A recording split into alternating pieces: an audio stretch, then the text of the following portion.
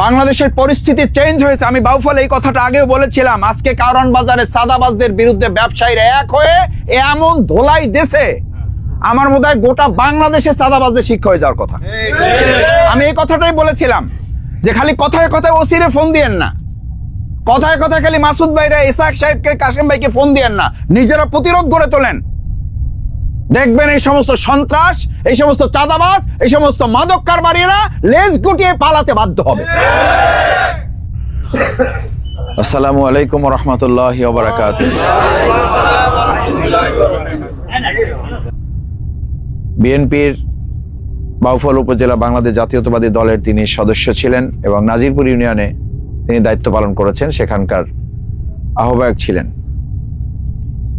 নাজিরপুরের কৃতি সন্তান, বিশিষ্ট ব্যবসায়ী। আলহামদুলিল্লাহ, উনি ইতিমধ্যেই আপনারা জেনেছেন যে তার সেই দীর্ঘদিনের প্রায় 25 বছর জাতীয়তাবাদী দলের সাথে কাজ করে এখন তিনি বাউফলের মানুষের ভাগ্যের পরিবর্তনকে নির্দিষ্ট করার লক্ষ্যে এবং ইসলামকে বিজয় করার জন্য বাংলাদেশ জামাত ইসলামীতে যুক্ত হয়ে এবার দাঁড়িপাল্লাকে বিজয় করার জন্য তিনি কাজ শুরু করেছেন। আমরা অন্তর থেকে তার জন্য দোয়া করি, আল্লাহ তাআলা তাকে এবং তার সাথে আমাদেরকে যেন আল্লাহ কবুল করেন।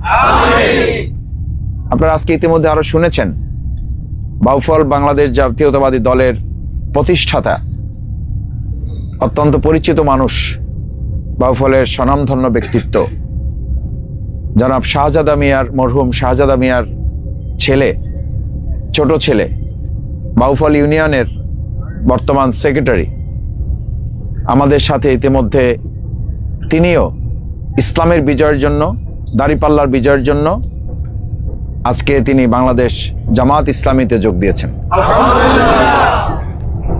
সম্মানিত ভাইয়েরা, এটি আমাদের ব্যক্তি শফিকুল ইসলাম মাসুদ কিংবা বাংলাদেশ জামাত ইসলামীর কোনো কৃতিত্ব নয়। অন্তর পরিবর্তন করার মালিক মানুষ নয়, অন্তর পরিবর্তন করেন আল্লাহ সুবহানাহু ওয়া তাআলা। আমি সব জায়গায় আল্লাহ যেন আমার সওয়াব নষ্ট না করেন, অহংকার থেকে মুক্ত হয়ে বলছি। যখন বক্তব্য চলে আপনাদের কিংবা মানুষ এত উপস্থিত হয়, আমি তখন একটা দোয়া আগেও পড়ি এবং এখানে বসে পড়ি, গাড়িতে উঠেও যখন নিরিবিলি থাকার চেষ্টা করতে পারি দোয়াটা পড়ি। আপনাদেরও চেষ্টা করা উচিত। আল্লাহুম্মা ইয়া মুকাল্লিবাল কুলুব সাব্বিত কলবি আলা দীনিক। আমরা এখানে আসছি, কে কতক্ষণ হেদায়েতের উপর থাকতে পারবো আমরা কেউ জানি না। আল্লাহুম্মা ইয়া মুসাররিফাল কুলুব সাররিফ কুলুবানা আলা তুআতিক। আপনি চাইলেই আল্লাহর কাজ করতে পারবেন না। রাসূল সাল্লাল্লাহু আলাইহি সাল্লামের চাচা আবু তালেব বহু চেষ্টা করেছেন। প্রিয়নবী মুহাম্মদুর রাসূলুল্লাহ সাল্লাল্লাহু আলাইহি সাল্লাম, যাকে আল্লাহ তাআলা রাহমাতুল লিল আলামিন রিসালাতের দায়িত্ব দিয়েছেন, যাকে তিনি নিজে চেষ্টা করে তার চাচাকে ঈমান গ্রহণ করাতে আমরা পারবো না। আল্লাহ তাআলা নিষেধ করেছেন। আল্লাহ তাআলা রাসূল সাল্লাল্লাহু আলাইহি সাল্লামকে কথা বলেছেন, মুহাম্মদুর রাসূলুল্লাহ সাল্লাল্লাহু আলাইহি সাল্লাম, আপনি চাইলেও, আপনি যাকে পছন্দ করেন, আপনি ভালোবাসতে পারেন কাউকে, কিন্তু আপনি চাইলেই তাকে হেদায়েত দিতে পারবেন না। হেদায়েতের মালিক হচ্ছেন আল্লাহ সুবহানাহু ওয়া তাআলা। সেজন্য আমাদের মধ্যে যেন এই সমস্ত বিষয়ে কোনো অহংকার তৈরি না হয়। আল্লাহ তাআলা কোরআনে আরেকটা সূরাই নাজিল করেছেন, সূরা নসর। বিসমিল্লাহির রাহমানির রাহিম। ইযা জাআ নাসরুল্লাহি ওয়াল ফাতহ। যখন আল্লাহর সাহায্য, আল্লাহ তাআলা কোনো বিজয়, কোনো ভালো পরিবেশ দেন, ওয়ারাআইতান নাসা ইয়াদখুলুনা ফি দীনিল্লাহি আফওয়াজা, তখন তোমরা দেখবা যে ইসলামকে বুঝার জন্য, ইসলামকে জানার জন্য, ইসলামের মহব্বতে, তোমাদের মহব্বতে না। শফিকুল ইসলাম মাসুদের এখানে কোনো মহব্বত নাই। আমাকে মুন্সি হেলাল ভাই ভালোবাসেন এই জন্য না যে আমি দেরাজকার ছেলে, আমি অধ্যাপক সিরাজউদ্দিন খানের ছেলে, এই জন্য তিনি আমাকে ভালোবাসেন নাই, এই জন্য তিনি আমার কাছে আসেন নাই। তিনি এসছেন ইসলামকে ভালোবাসার জন্য। জায়েদ মাহমুদ ভাই এসছেন ইসলামকে ভালোবাসার জন্য। অনেকে বলতে পারেন উনি এটা, উনি ওইটা, উনি এটা করেছেন, ওটা করেছেন, ছিলেন। ওমর ফারুক রাদিয়াল্লাহু তাআলা কে যদি আল্লাহ তাআলা কবুল করেন, আমরা বিশ্বাস করি আমাদের এই হেলাল মুন্সি, আমাদের জায়েদ মাহমুদ ভাই সহ আরো ভবিষ্যতে আমরা আশা করি ইসলামকে বুঝে জেনে তারা আল্লাহর দ্বীনের বিজয়ের জন্য দলে দলে এরকম আরো অনেকেই অংশগ্রহণ করবেন। এবং সেটা আমাদের কারো কৃতিত্ব বা আমাদের কারো যেন অহংকারের কারণ না হয়। মনে রাখতে হবে এটা আল্লাহ তাআলার বিরাট নিয়ামত, এটা তার দয়া, এটা তার অনুগ্রহ তার বান্দার প্রতি। আমাদের প্রতি এটা আল্লাহর অনুগ্রহ যে আমাদের এই যে ফাআল্লাফা বাইনা কুলুবিকুম ফাসবাহতুম বিনি'মাতিহি ইখওয়ানা, এখানেও আল্লাহ বলেছেন এটা তোমাদের কৃতিত্ব না, এটা তোমাদের বক্তৃতার ফসল না, এটা তো আমরা গরু ছাগল হাঁস মুরগি দিয়ে বাউফলে উন্নয়ন করছে এটা দেখে ওনারা পরিবর্তন হয়ে গেছে, ব্যাপারটা তা না। ফাসবাহতুম বিনি'মাতিহি, এটা তোমার রবের পক্ষ থেকে দয়া, নিয়ামত। ইখওয়ানা, তোমাদেরকে ভাই বানিয়ে দিয়েছেন। সুবহানাল্লাহ।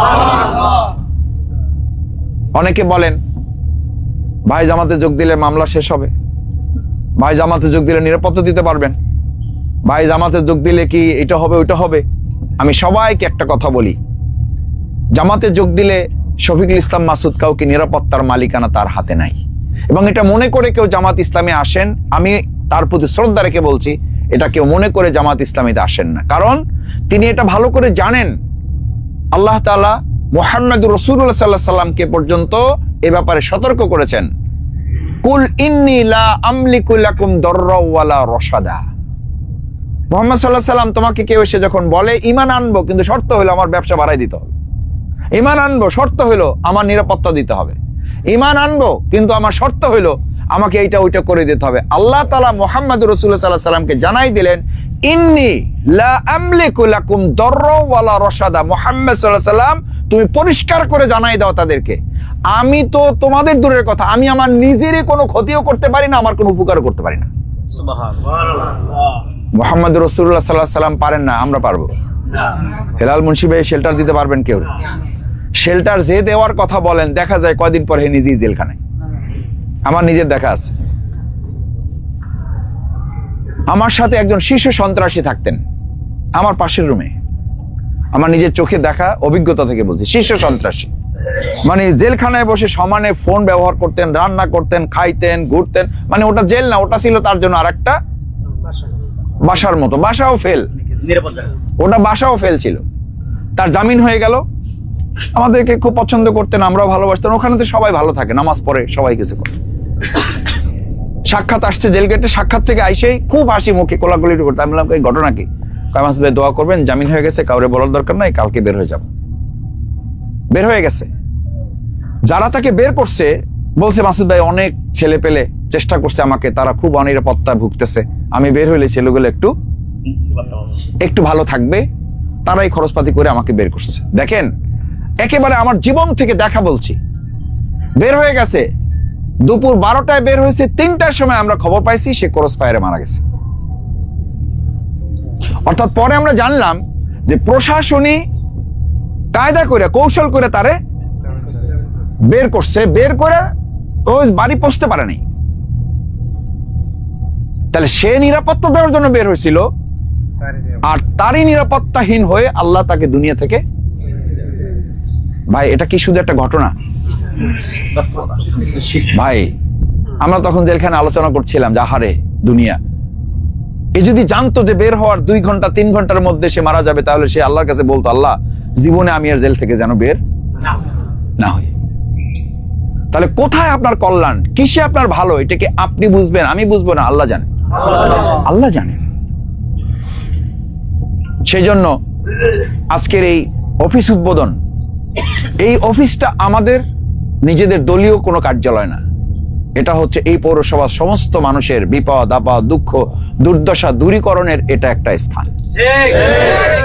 এটাকে এখানে শুধু জামাত ইসলামী, এখানে শুধু ছাত্র শিবির, এখানে শুধু শ্রমিক কল্যাণ, যুব বিভাগ আসবে, বসবে, গল্প করবে, চা খাবে, নাস্তা করবে, এটার জন্য অফিস না। এখানে যেন হিন্দু, এখানে যেন অন্য যে কোনো মত পথের লোক মনে করে যে আর কোথাও নিরাপত্তা না পেলেও এই একটা জায়গা আছে যেখানে গেলে আল্লাহর রহমত, তার দয়া পাওয়া যায়, এটা যেন মনে করে, এবং এখানকার যারা থাকবেন তারা যেন সেই ব্যবহার আমরা তাদেরকে উপহার দিতে পারি। তাহলে এই অফিসকে আল্লাহ তাআলা বরকতপূর্ণ করবেন, না হলে অফিসের কোনো মূল্য নেই। এরকম রাজনৈতিক অফিস শত শত বাউফালে আছে, শত শত আছে, কি লাভ হবে? আমার ভাইয়েরা, নিরাপত্তার গ্যারান্টির জন্য একটা কাজ আমাদেরকে আল্লাহ তাআলা দিয়েছেন, সূরা কুরাইশ সেখানেও নেতা এবং ব্যবসায়ীদের উদ্দেশ্যেই এই আয়াত, এই সূরা নাজিল হয়েছে। নেতাদের উদ্দেশ্যে, ব্যবসায়ীদের উদ্দেশ্যে।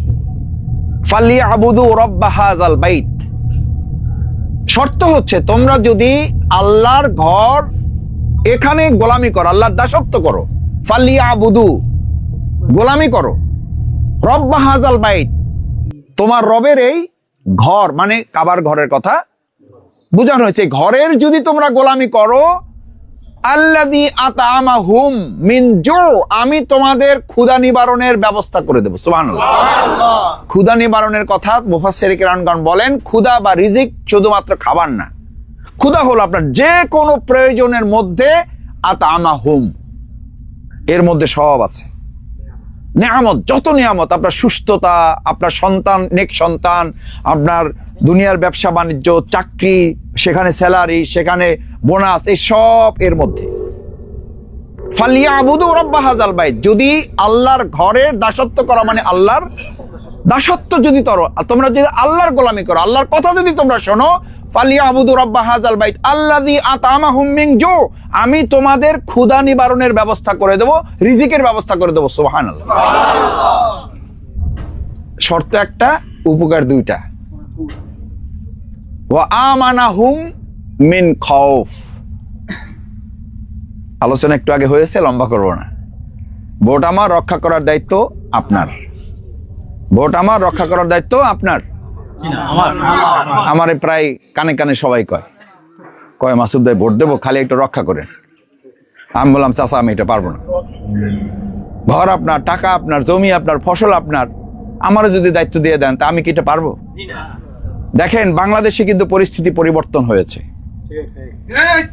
আমার এই বাউফলে 7 জন শহীদ হয়েছে, 250 জন ভাই আহত পঙ্গু হয়েছে। আজকে আমরা 7 শহীদ পরিবারকে সামনে নিয়ে আমরা আজকে বলেছি তাদের রক্তের ঋণ আমরা বাউফলে শোধ করব। বাংলাদেশের পরিস্থিতি চেঞ্জ হয়েছে। আমি বাউফলে এই কথাটা আগেও বলেছিলাম। আজকে কারওয়ান বাজারে সাদাবাজদের বিরুদ্ধে ব্যবসায়ীরা এক হয়ে এমন ধোলাই দেশে, আমার মনে হয় গোটা বাংলাদেশে সাদাবাজদের শিক্ষা হয়ে যাওয়ার কথা। আমি এই কথাটাই বলেছিলাম যে খালি কথায় কথায় ওসিরে ফোন দিয়েন না, কথায় কথায় খালি মাসুদ ভাইরা, ইসাক সাহেবকে, কাশেম ভাইকে ফোন দিয়েন না, নিজেরা প্রতিরোধ গড়ে তোলেন। দেখবেন এই সমস্ত সন্ত্রাস, এই সমস্ত চাঁদাবাজ, এই সমস্ত মাদক কারবারীরা লেজ গুটিয়ে পালাতে বাধ্য হবে। এই দায়িত্ব আপনাদের, আমাদেরকে কাঁধে কাঁধ মিলে যদি দাঁড়াতে পারেন একবার, আমি সম্মান রেখেই বলছি, তুলনা করার জন্য না, উদাহরণ বোঝার জন্য। কুকুর দেখবেন প্রথমে একটা ঘেউ দেয়, ঘেউ দেওয়ার পর যদি আপনি একটু ভয় পেয়ে যান তাহলে হে আর একটা ঘেউ দেয়। এরপর যদি আপনি একটু সামনে আগান, হে দৌড় মারার চেষ্টা করে। এরপর যদি দৌড় দেন, হে আপনার চেয়ে কয়েক গুণ দৌড় দিয়ে আপনার শেষ পর্যন্ত তাড়া করার চেষ্টা করে এবং কামড় দেওয়ার শেষ ফাইনাল সিদ্ধান্ত তার থাকে। আর যদি প্রথম ঘেউতেই আপনি খালি মাটিতে হাত ছোঁয়াবেন, মাটির ঢিল মারার দরকার নেই, আপনি খালি এরকম করবেন আর এরকম করবেন, দেখবেন যে উল্টা যেই গতিতে সে দৌড় দেওয়ার সিদ্ধান্ত নিয়েছিল তার কয়েক গতিতে হে দৌড় দেয় না। শিক্ষাটা কি? এই শিক্ষাটা নেন না কেন? খালি কয় ভাই ওসি রেকন। ওসি কার পক্ষে থাকে জানেন? ডিসি কার পক্ষে? না, ডিসি কার পক্ষে থাকে? টিওনো কার পক্ষে থাকবে? এরা নিজেরাই বলে।